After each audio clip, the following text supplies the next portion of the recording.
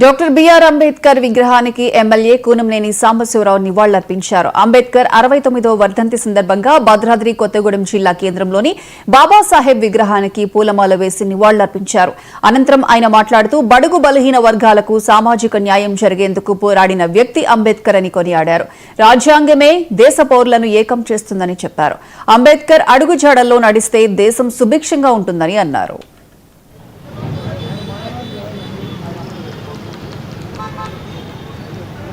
గారి 69వ వర్ధంతి పురస్కరించుకొని ఆయనకు మన ప్రజలందరి తరఫున ప్రత్యేకించి కొత్తగూడెం నియోజకవర్గ ప్రజల తరఫున ఘనంగా నేను నివాళులు అర్పిస్తా ఉన్నాను.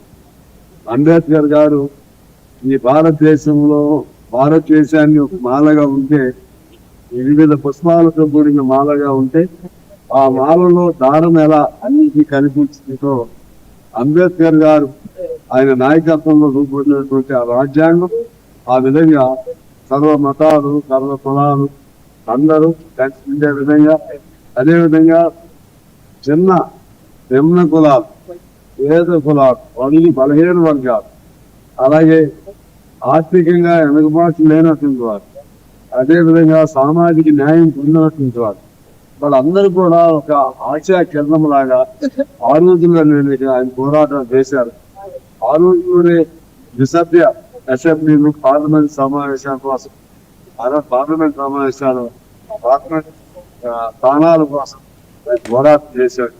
అర్థంగా ఆనాడు ఆయన చేసిన సేవలు గుర్తించలేకపోయాము. ఇప్పుడు ప్రపంచవ్యాప్తంగా, దేశవ్యాప్తంగా